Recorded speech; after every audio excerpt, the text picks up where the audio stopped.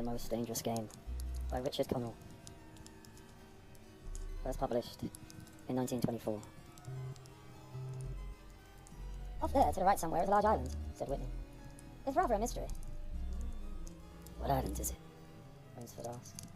The old charts call it Ship Trap Island, Whitney replied. A suggestive name, isn't it? Sailors have a curious dread of the place. I don't know why, some superstition. Can't see it, remarked Rainsford, trying to peer through the dank tropical night that was palpable as it pressed its thick warm blackness in upon the yacht. You've good eyes, said Whitney with a laugh, and I've seen you pick off a moose moving in the brown forward bush at 400 yards, but even you can't see 4 miles or so through a moonless Caribbean night. Not 4 yards, admitted Rainsford. Ugh, it's like moist black velvet here. It will be light enough in Rio, promised Whitney. We should make it in a few days. I hope the Jaguar guns have come from Purdy's. We should have some good hunting up the Amazon. Great sport hunting. The best sport in the world, agreed Rainsford. For a hunter, amended Whitney, not for the Jaguar. Don't talk wrong. Just don't talk it, Whitney, said Rainsford. You're a big game hunter, not a philosopher. Who cares how a Jaguar feels? Perhaps the Jaguar does, observed Whitney.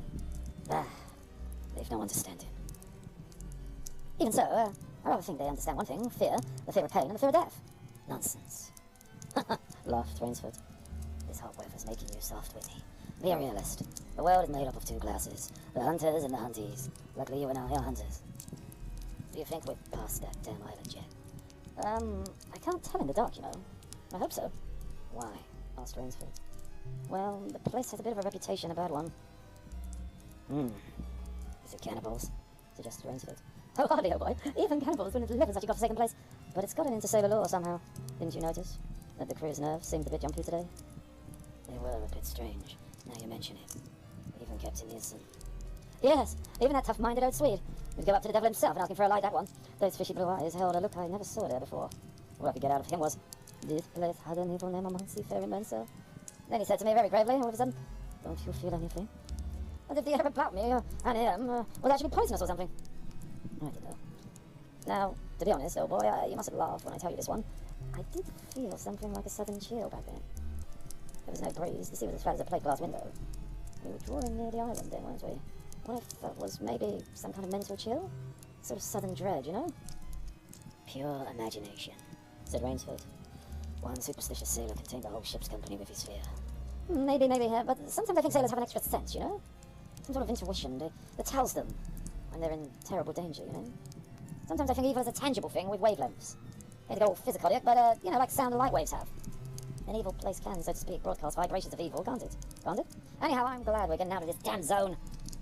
I think I'll turn in now, Rainsford. I'm feeling a little worse for wear. I'm not sleepy, Whitney, said Rainsford. I'm going to smoke another pipe up on the after deck. Okay, righto. Good night then, old boy. See you at breakfast. Righto. Good night, Whitney. There was no sound in the night as Rainsford sat there, but the muffled throb of the engine that drove the yacht swiftly through the darkness, and the swish and ripple of the wash of the propeller. Rainsford, reclining in a steamer chair, indolently puffed on his favourite briar. The sensual drowsiness of the night was upon him. It's so dark, he thought, that I could sleep without closing my eyes. The night would be my eyelids. And then an abrupt sound startled him. Off to the right he heard it, and his ears, expert in such matters, could not be mistaken. Again he heard the sound, and again, somewhere off in the blackness, somewhere, someone had fired a gun 3 times. Rainsford sprang up and moved quickly to the rail, mystified. He strained his eyes in the direction from which the reports had come, but it was like trying to see through a blanket.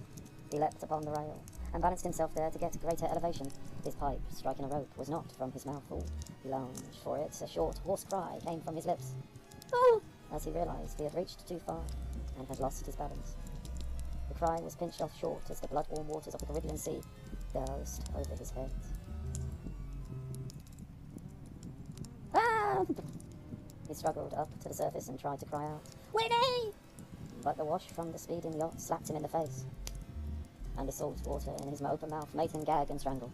Desperately, he struck out with strong strokes after the receding light of the yacht, but he stopped before he had swum, say, 50 feet. A certain sudden cool-headedness had come over him. It was not the first time he had been in a tight place.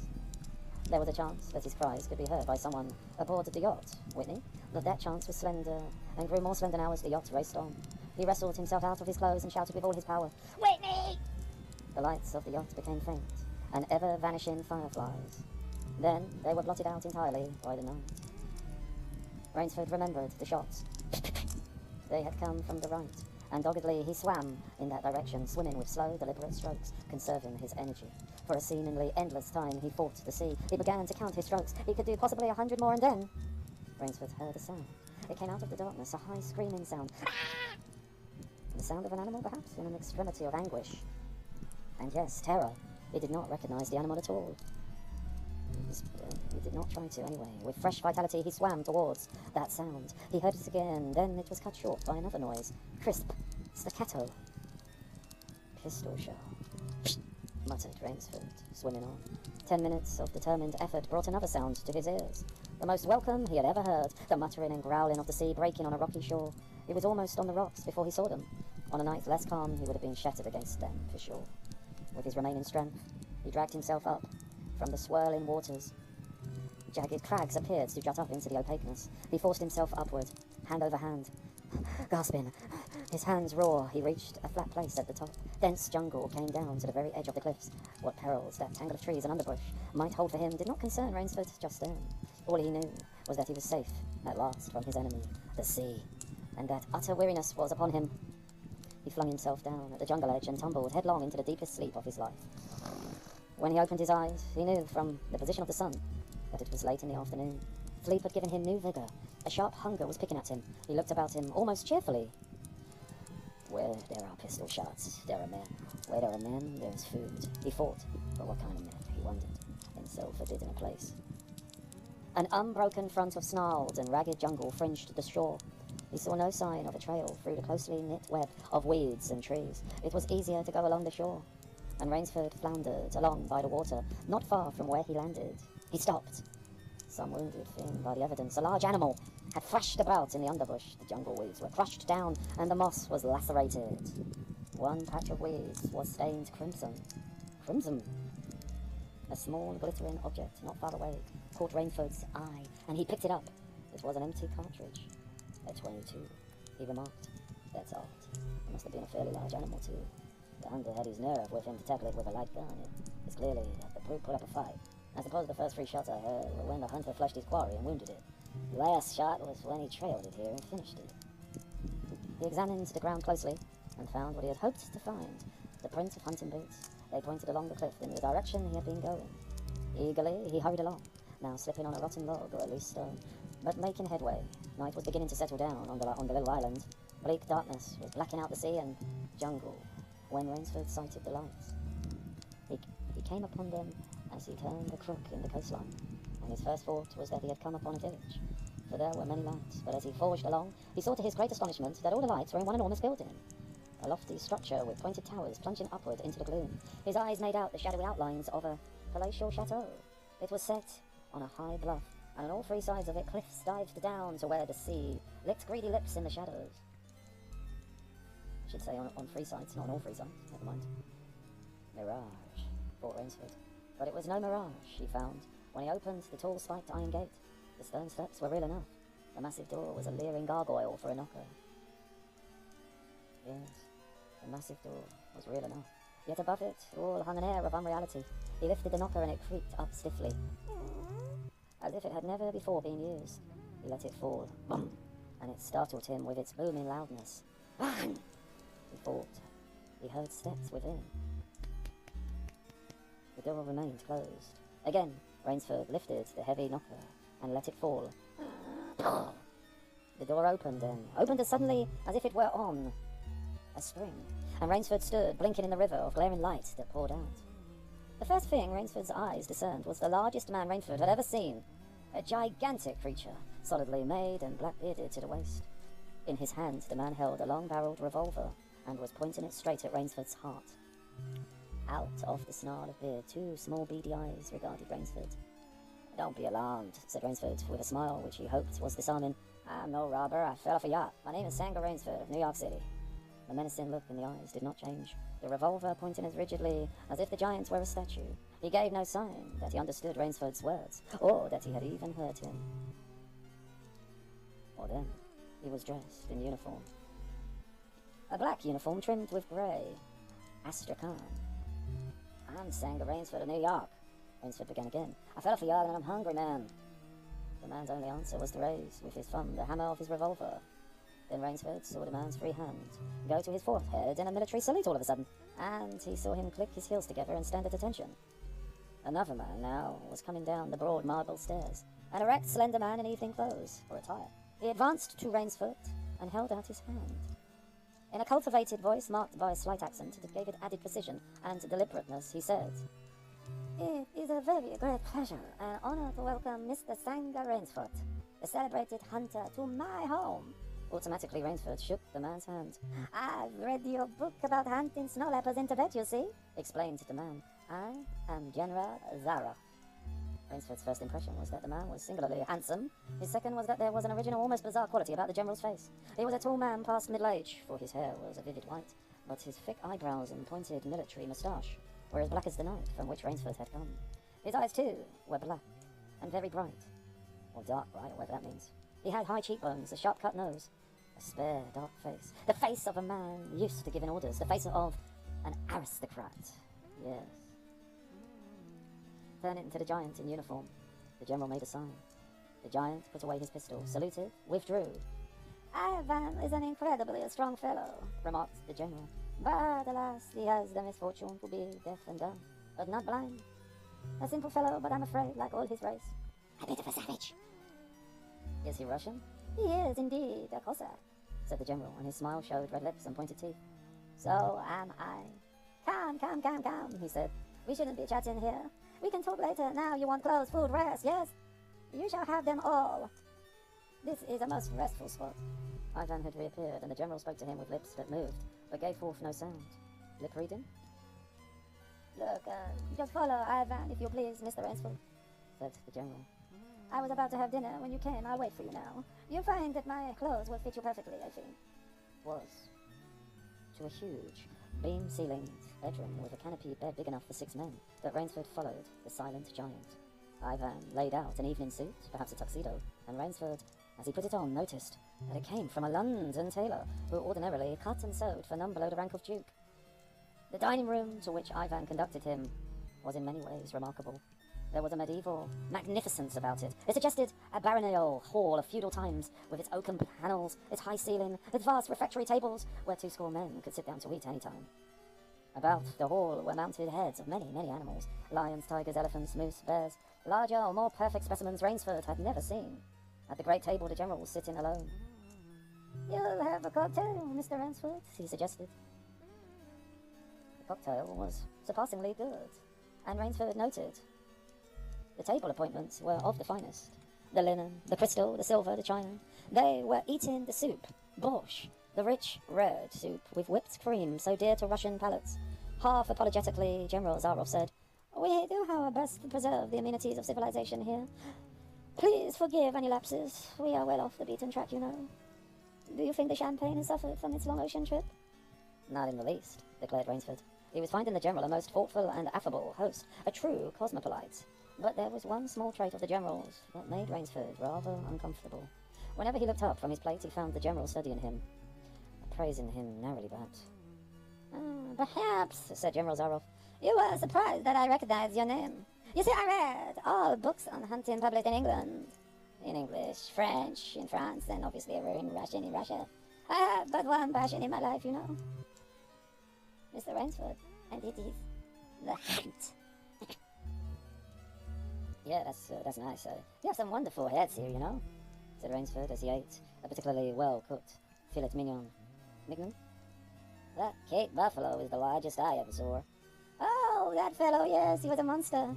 "Did he charge you? Did he run after you? Did he—" "Hurled me against that tree, he did," said the general.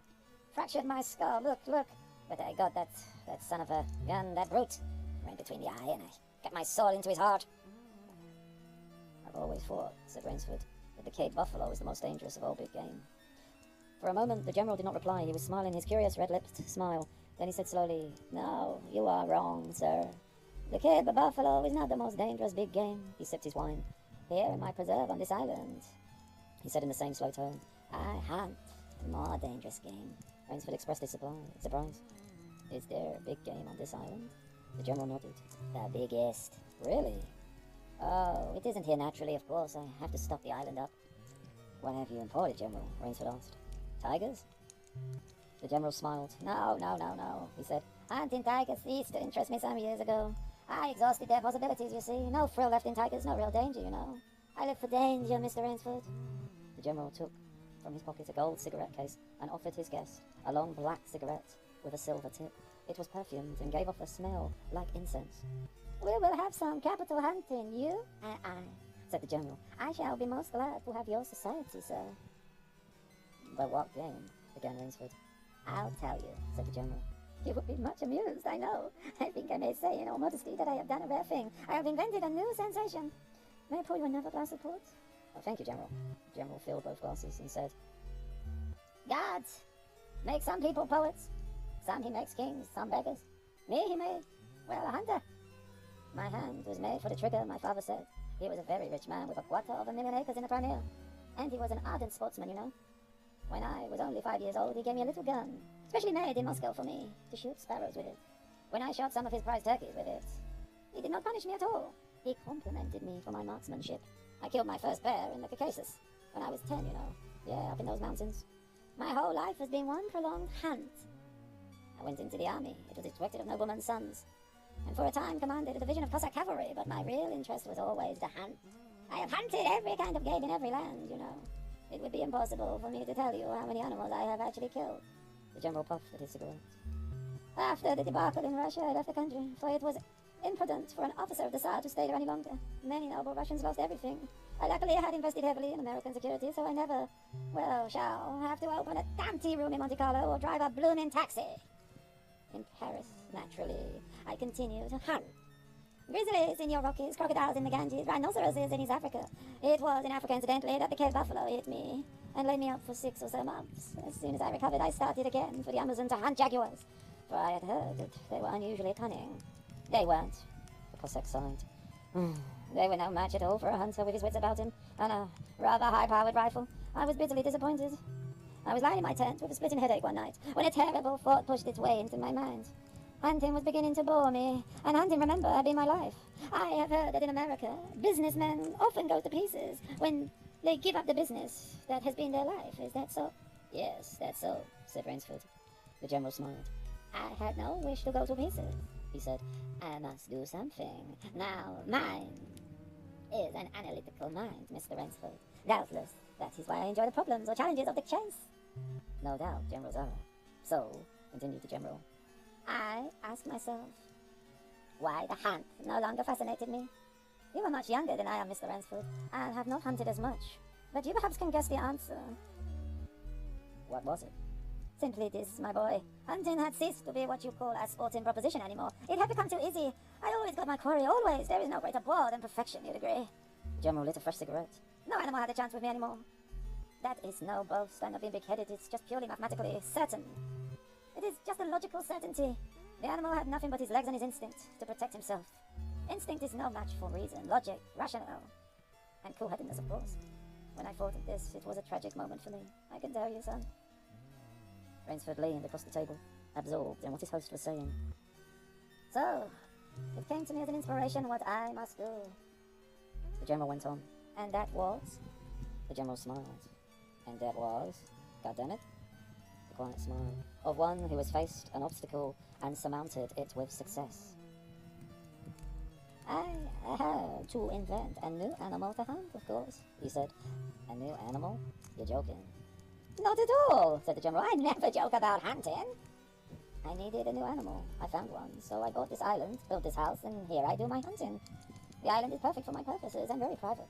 There are jungles with a maze of traits in them, hills, swamps, valleys. But the animal, General Zara. Oh, said the General. It supplies me with the most exciting hunting in the world. No other hunting compares with it for an instant. Every day I hunt and I never grow bored now, for I have a quarry with which I can match my wits. Rainsford's bewilderment showed in his face. I wanted the ideal animal to hunt, explained the General. So I said to myself, what are the attributes of an ideal quarry? And the answer was, of course, it must have courage, cunning, and above all, it must be able to reason. But no animal can reason, goddammit, objected Rainsford. My dear fellow, said the General, there is one that can. But you can't mean. You can't mean. Can't mean. Oh my God. And why the hell not? I can't believe you're serious, General Zaroff. This is a grisly joke. Why should I not be serious? I'm speaking of hunting, remember? Hunting, great... Oh my god. Hunting? Great guns, General Zaroff. What you speak of is murder. Murder. The General laughed. With entire good nature. He regarded Rainsford quizzically. I refuse to believe that so modern and civilized a young man as you seem to be harbors romantic ideas about the value of human life. Surely your experience is in a war. Do not make me condone or support cold-blooded murder, finished Rainsford stiffly. Laughter shook the General. How extraordinarily droll you are, he said. One does not expect nowadays to find a young man of the educated class, even in America, with such a naive and, if I may say so, mid-Victorian point of view, so liberal. It's like finding a snuff box in one of your limousines. Ah, well, doubtless you had Puritan ancestors. So many Americans appear to have had. I'll wager you'll forget, and soon forget your notions when you go hunting with me. You've a genuine new fruit in store, yes. I have. Yes, I have this little fruit for you, Mr. Rainsford. Thank you. I'm a hunter, not a murderer. Dear me, boo-hoo, said the General, quite unruffled. Again, that unpleasant word beginning with M and ending with R. But I think I can show you that your scruples, in quotations, are quite ill-founded. Yes? Life is for the strong, Mr. Rainsford, to be lived by the strong, and if needs be, taken by the strong. The weak of the world were put here to give the strong pleasure, sadistic or otherwise, and I am one of the strong. And what are you? Why should I not use my gift? If I wish to hunt, why should I not? I hunt the scum of the earth. Sailors from tramp ships, lascars, blacks, Chinese whites, mongrels, strays, transients. A thoroughbred horse or hound is worth much more than a score of these. But they are men, said Rainsford hotly. Precisely, said the General. That is why I use them. It gives me pleasure. They can reason after a fashion, so they are dangerous. What a little challenge I make myself. But where do you get them? The General's left eyelid fluttered down in a wink. This island is called Ship Trap, yes? He answered. Sometimes an angry god of the high seas sends them to me. Sometimes, when Providence is not so kind, I help Providence a bit. Come to the window with me. Rainsford went to the window and looked out towards the sea.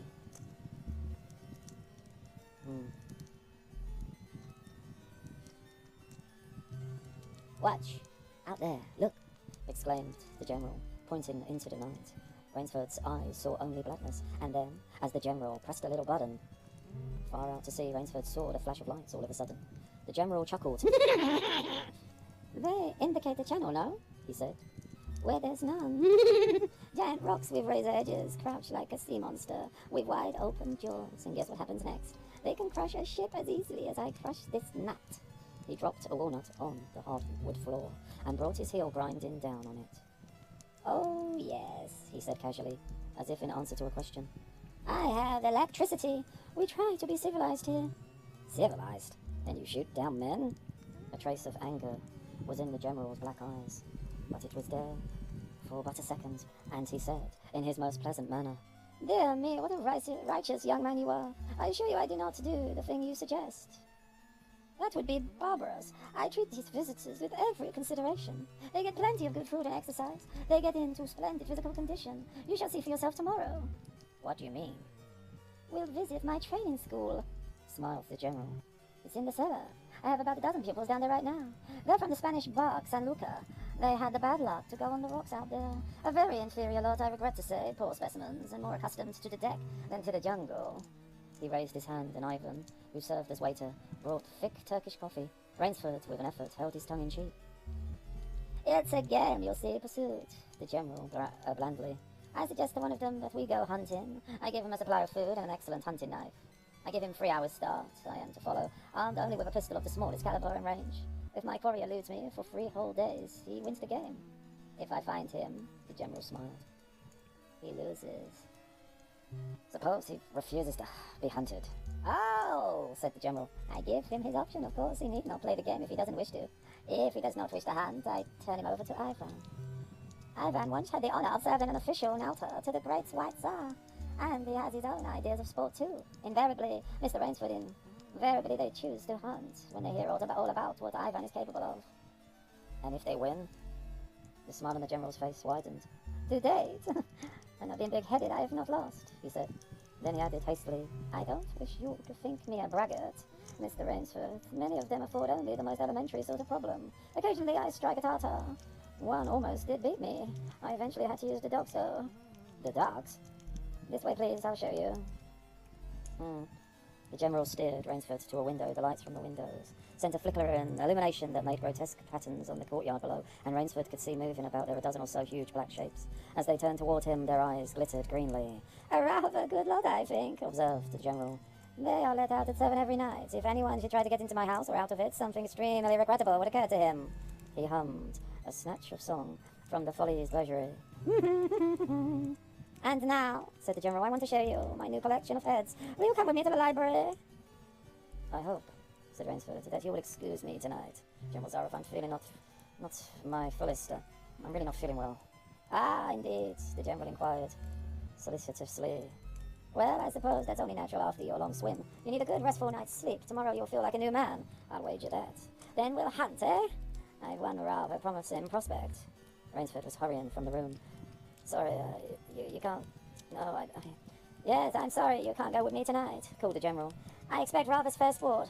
A big strong black. He looks resourceful. Well, good night, Mr. Rainsford. I hope you have a good night's rest. The bed was good, and the pyjamas of the softest silk. And he was tired in every fibre of his being. But nevertheless, Rainsford could not quite quiet his brain with the opulence of sleep. He lay, eyes wide open. Once he thought he heard stealthy steps in the corridor outside his room. He sought to throw open the door. It would not open. He went to the window and looked out. His room was high up in one of the towers. The lights of the chateau were out now, and it was dark and silent. But there was a fragment of sallow moon. And by its light, he could see dimly the courtyard.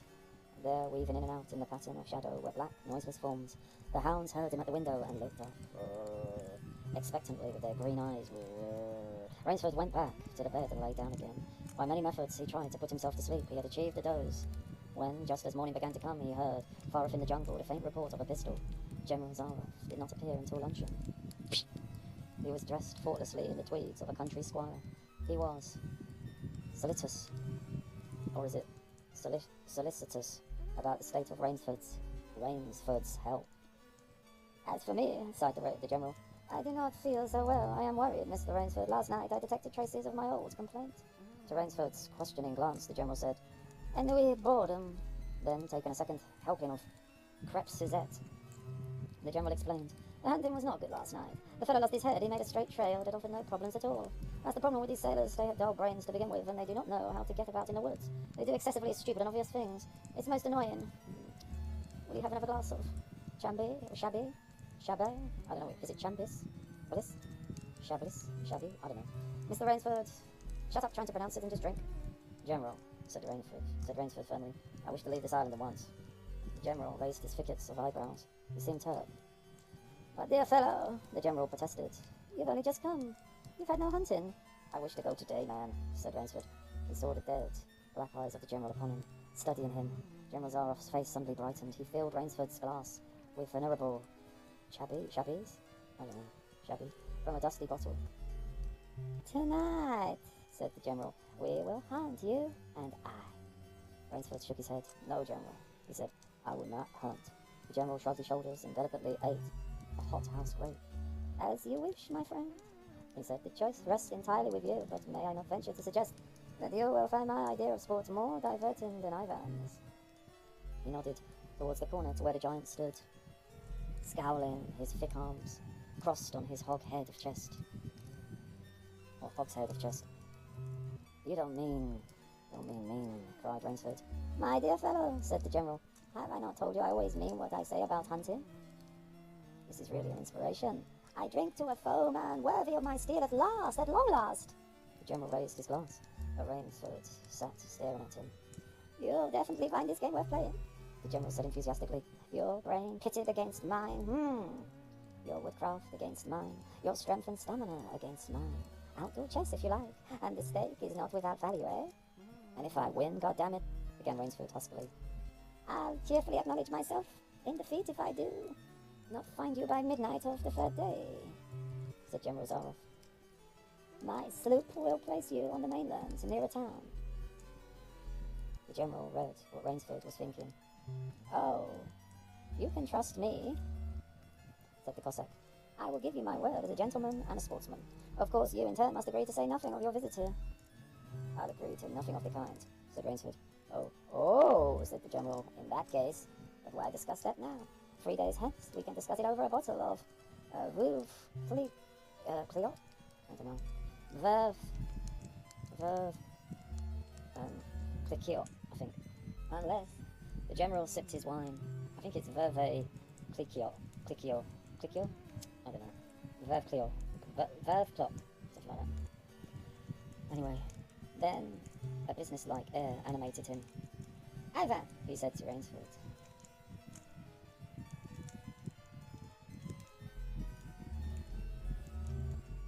"We'll supply you with hunting clothes, food, a knife.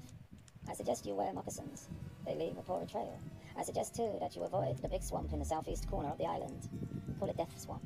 There's quicksand there. One foolish fellow tried it. The deplorable part of it was that Lazarus followed him. You can imagine my feelings, Mr. Rainsford. I love Lazarus. He was the finest hound in my pack. Well, I must beg you to excuse me now. I always take a siesta after lunch. You'll hardly have time for a nap. I fear you'll want to start, no doubt. I shall not follow till dusk.